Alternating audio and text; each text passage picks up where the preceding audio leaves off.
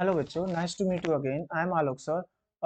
हम लोग previous video lectures में बात किए थे कि जो ऑस्मोटिक टोनिसिटी जो होती है वो तीन तरह की होती है। टोनिसिटी की हमने बात किया था, थोड़ा सा एक बार और डिबेट कर लेते हैं टोनिसिटी पे। ठीक है, तो टोनिसिटी जो है बेटा, इट इज अ रिलेटिव, अगर इसको हम बोले तो it is a relative concentration of solution that determine inner word और आउटर वर्ड डायरेक्शन डिफ्यूजन। मतलब जो इनर और आउटर डिफ्यूजन हो रहा है उसी को हम टोनिसिटी बोलते हैं। ठीक है, तो on the basis of tonicity solution can be divide into three type. जो सोल्यूशन है वो तीन तरह के डिवाइड होते हैं। पहला है आइसोटोनिक सोल्यूशन, दूसरा है हाइपोटोनिक सोल्यूशन और तीसरा है हाइपोटोनिक सोल्यूशन। तीन तरह के सोल्यूशन देखने को मिलते हैं। जो हाइपोटोनिक सोल्यूशन है, अगर हम लास्ट वाले को सी को लेते हैं हाइपोटोनिक सोल्यूशन को, तो हाइपोटोनिक कंडीशन में solution outside of the cell lower concentration, मतलब इसमें क्या होता है, देखिए कि जो सोल्यूशन है हाइपो तभी होगा जब जिस मीडियम में कंटेनर में वाटर मॉलिक्यूल ज्यादा है, वाटर मॉलिक्यूल की संख्या कम है और साल्ट की संख्या क्या हो गई, कम हो गई, अदर मॉलिक्यूल की संख्या कम हो गई। जब हम मान लीजिए आरबीसी सेल को पोवर्ड कर रहे हैं, कौन सी सेल डाल रहे हैं, आरबीसी डाल रहे हैं, या इसने प्लांट सेल को पोवर्ड किया। ठीक है, तो जब आरबीसी सेल को इसमें पोवर्ड किया जाएगा तो क्या होगा कि एंडोऑस्मोसिस, मतलब सेल के अंदर वाटर मॉलिक्यूल्स कम होंगे एज कम्पेयर टू सोल्यूशन। तो सेल से वाटर मॉलिक्यूल कहाँ जाएगा, मतलब अंदर आएगा, बाहर से बीकर से सेल के अंदर वाटर मॉलिक्यूल्स मूव कर जाएगा। ठीक है, तो वही बताया जाता है आपको कि hypertonic solution, the solution outside the cell has lower concentration of the solute and compared to solution inside the cell. So water molecule move inside the cell from the outside. इसलिए outside से water molecule, मतलब ये tendency ये endosmosis होगा, क्योंकि यहाँ endosmosis में क्या होता है, water molecule move from higher concentration to lower concentration inside the cell. ठीक है, तो इस तरीके से ये सोल्यूशन जो हो गया वो क्या हो गया, हाइपोटोनिक सोल्यूशन हो गया, और प्लास दोनों सेल स्वेल कर जाएंगे, फूल जाएंगे। ठीक है, इसमें सेल क्या करता है, स्वेल कर जाता है। आइसोटोनिक सोल्यूशन में क्या होता है बेटा कि जो फिगर नंबर ए है, इसमें आइसोटोनिक जो सोल्यूशन है, आप बताओगे in osmotic solution the relative concentration of water molecule and the solute both side of the cell membrane is same. दोनों साइड सेल मेम्ब्रेन सेम होते हैं। एज रिजल्ट क्या होता है, net movement of water molecule across the membrane occur, मतलब दोनों तरफ cell के अंदर भी और सेल के बाहर भी वाटर मॉलिक्यूल की संख्या क्या हो गई, सेम हो गई। तो इसमें मूवमेंट क्या हो गया, नेट हो गया, जीरो हो गया। सो वाटर क्या करेगा, मूव नहीं करेगा, तो इसमें कोई ऑस्मोसिस नहीं होगा। तो इस टाइप के सोल्यूशन को क्या बोलते हैं, आइसोटोनिक सोल्यूशन बोलते हैं। ठीक है, अब बचता है हाइपरटोनिक सोल्यूशन जो बी है। हाइपरटोनिक सोल्यूशन में क्या होगा, वाटर मॉलिक्यूल यहाँ पे कम कर दो और साल्ट सोल्यूशन बढ़ा दो, या अदर चीजें साल्ट सोल्यूशन शुगर सोल्यूशन जो भी है उसे हम बढ़ा देते हैं। और सेल में वाटर मॉलिक्यूल्स हैं, तो ये as compare to beaker water, cell के अंदर वाटर मॉलिक्यूल्स ज्यादा होंगे। जो एक्सोऑस्मोसिस, जैसे ही सेल को हम पोवर्ड करेंगे इस सोल्यूशन में, तो सेल से वाटर मॉलिक्यूल्स क्या करेगा, बाहर मूव कर जाएगा, जिसको एक्सोऑस्मोसिस कहा जाएगा। और ये ऐसा इसलिए हो रहा है क्योंकि ये हाइपोटोनिक सोल्यूशन मीडियम है। ठीक है, ओके। तो आई होप आपको आइसोटोनिक, हाइपरटोनिक एंड चीजें समझ में आई होंगी। डिफ्यूजन अगर कंपेयर की बात करें तो पहले सबसे पहले हम एक्टिव ट्रांसपोर्ट थोड़ा पढ़ लें तो कंपेयर करना इजी होगा। ठीक है, एक्टिव ट्रांसपोर्ट मूवमेंट में क्या होता है, active transport is the process of the substance from lower concentration to higher concentration of the region. ठीक है, it is also opposite of diffusion, ये डिफ्यूजन का ठीक अपोजिट होता है। डिफ्यूजन में हाई टू लो मूव करता है, लेकिन एक्टिव ट्रांसपोर्ट में लो टू हाई मूव करता है, और due to the help of energy in the form of ATP. ATP energy use करके ये लो कंसंट्रेशन से मॉलिक्यूल को हाई कंसंट्रेशन की तरफ मूव करा देता है। ठीक है, तो डिफ्यूजन और ऑस्मोसिस में एनर्जी की रिक्वायरमेंट तो नहीं होती है, लेकिन एक्टिव ट्रांसपोर्ट में एनर्जी की रिक्वायरमेंट होती है। ठीक है, तो certain nutrients such as iron, जैसे कि कुछ न्यूट्रिएंट्स आपके बुक्स में दिया गया है, नाइट्रेट हो गया, सल्फेट हो गया, पोटेशियम हो गया, जिंक हो गया, मैंगनीज हो गया, can not pass through the cell membrane, ये सेल मेम्ब्रेन से पास नहीं कर सकते। ठीक है, because their concentration of higher inside the root cell, root cell में इनकी कंसंट्रेशन ज्यादा होती है, to maintain the order develop of osmotic pressure के लिए, absorb the water. So certain gradient these ions opposes to diffusion. In the other word, अगर दूसरे शब्दों में बताया जाए तो ये कहने का मतलब ये है कि क्या होता है, फोर्सफुली, इसको forcibly carried the inward from the region of the lower concentration to higher concentration region की तरफ due to the energy। ठीक है, पैसिव ट्रांसपोर्ट में क्या होता है, डिफरेंट फॉर्म ऑफ डिफ्यूजन एक्स में होते हैं, मीनिंग होती है passive refer required to the energy. ठीक है, तो अब free movement of molecule from higher concentration to lower concentration. ठीक है, तो आते हैं अब उसके बाद से हम डिफ्रेंशिएट की अगर बात कर लें, डिफ्यूजन में देखो सीधा सीधा बात कर लेते हैं डिफ्यूजन की, ऑस्मोसिस की।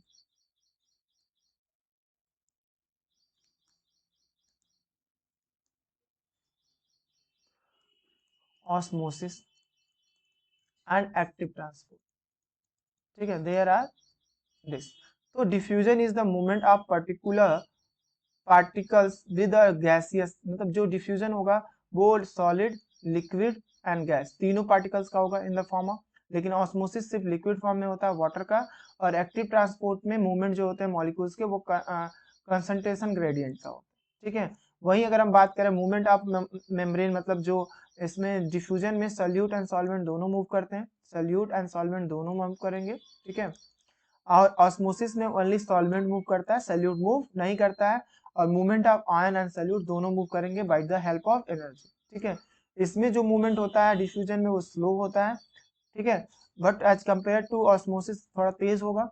ठीक है, और जो ऑस्मोसिस में बहुत स्लो होगा, और एक्टिव ट्रांसपोर्ट में इसमें एनर्जी की रिक्वायर्ड होती है, इसलिए इसमें एनर्जी खर्च भी होती है, जिसकी वजह से मूवमेंट क्या हो जाती है, तेज हो जाती है। Transfer of higher concentration lower to, इसमें जो डिफ्यूजन है उसमें मॉलिक्यूल कहाँ से कहाँ ट्रांसफर हो रहा है, हाई टू लो साइड में। ऑस्मोसिस में हाई टू लो हो रहा है, लेकिन एक्टिव ट्रांसपोर्ट में लो टू हाई मूव कर रहा है due to the help of ATP.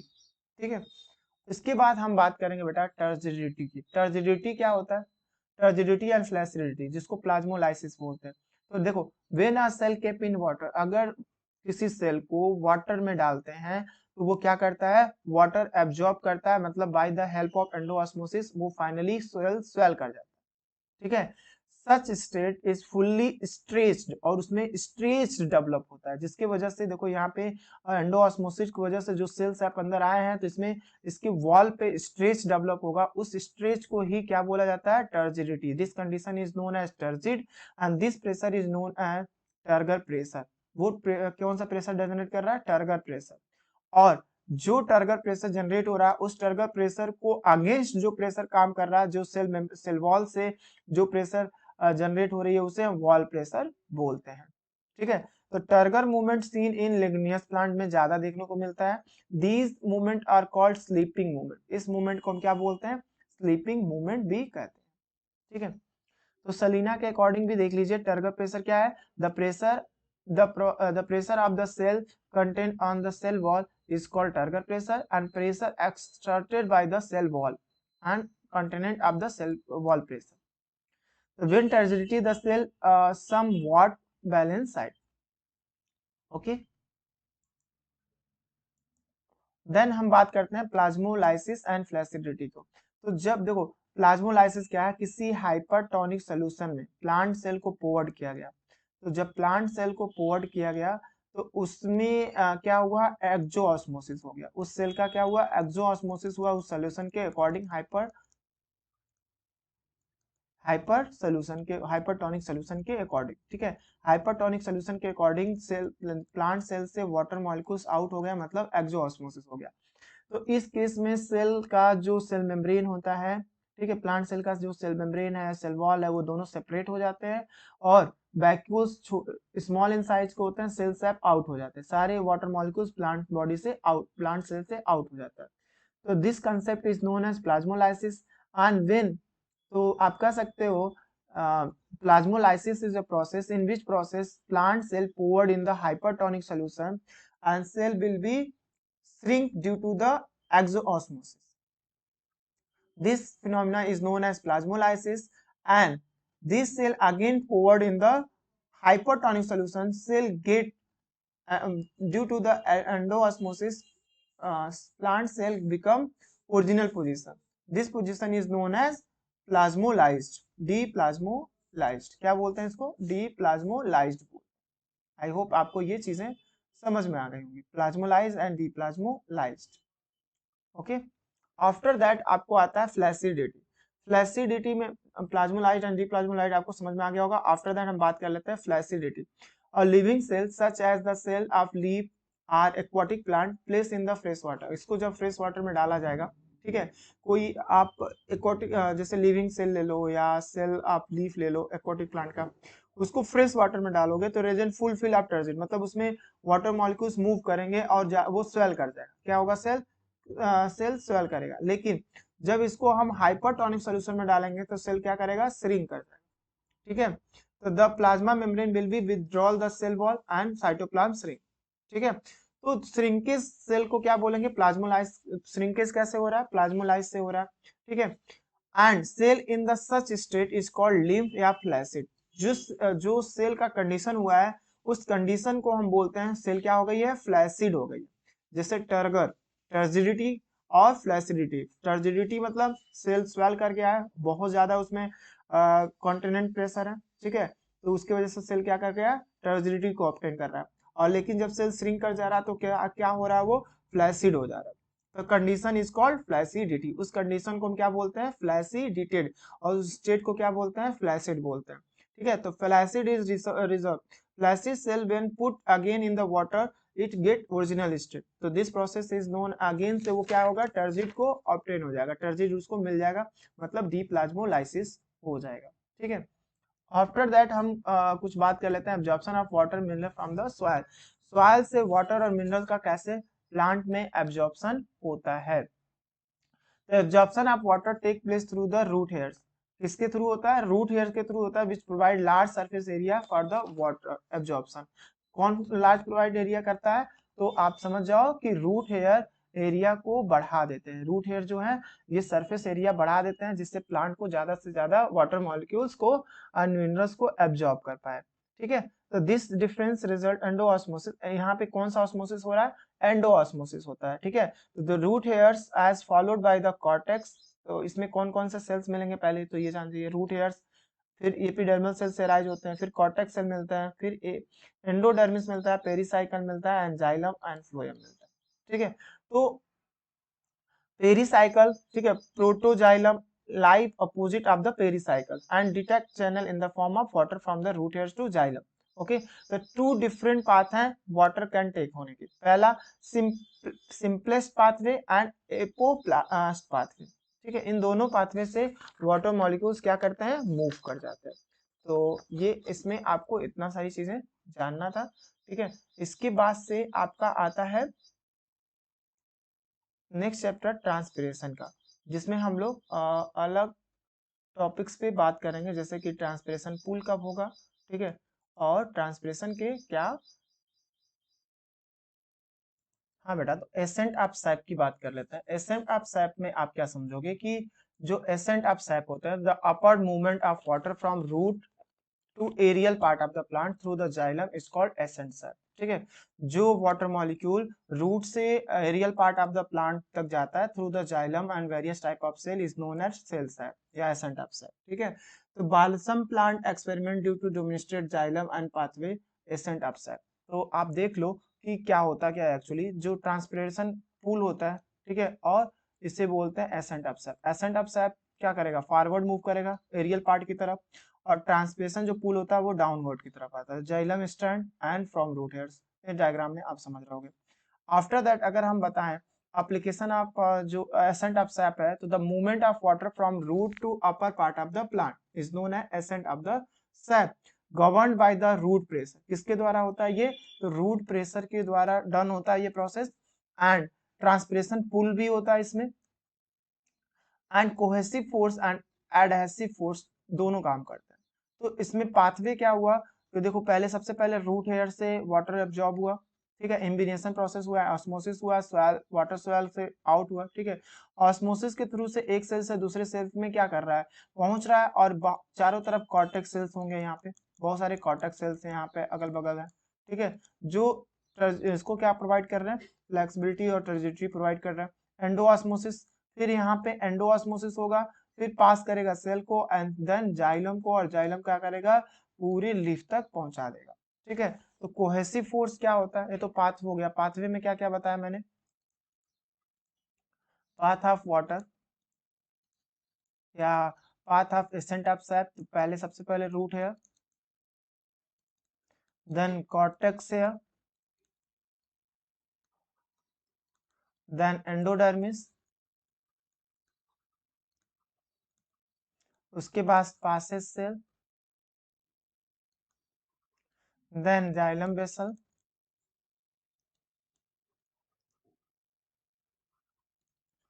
Then complete. ठीक है, कोहेसिव फोर्स क्या होता है, what you know about cohesive force?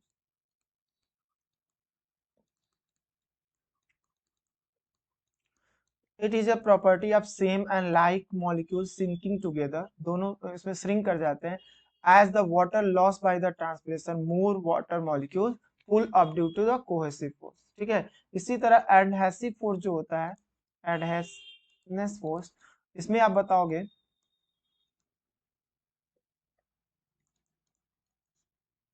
force, attraction between unlike molecules, such force between water molecule and xylem elements। ठीक है, and transpiration pull में due to the cohesive and adhesive force water molecule pulled up, water molecule क्या होगा, up direction में pulled हो जाएगा और create the continuous column of the water through the xylem, the process is called transpiration pull।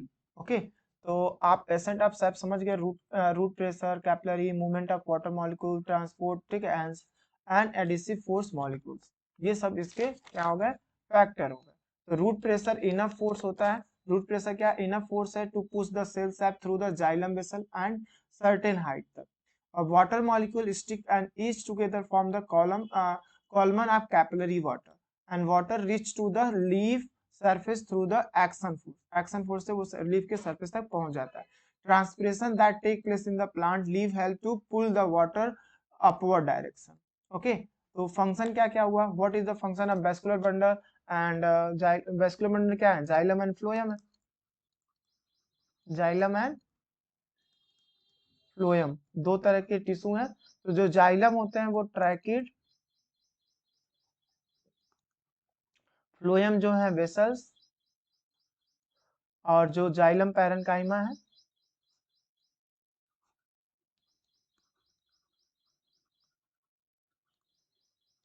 फिर xylem fibre.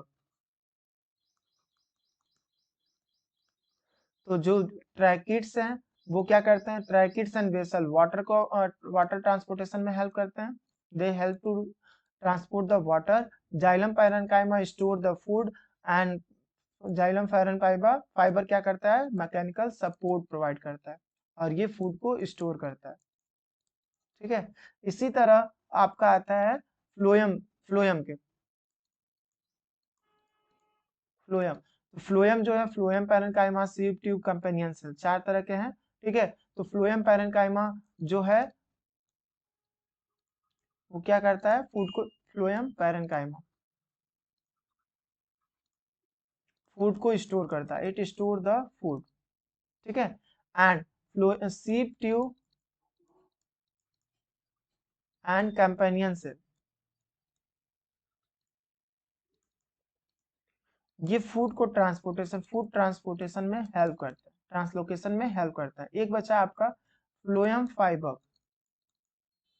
जो plant को mechanical support provide करता है और डेड होता है।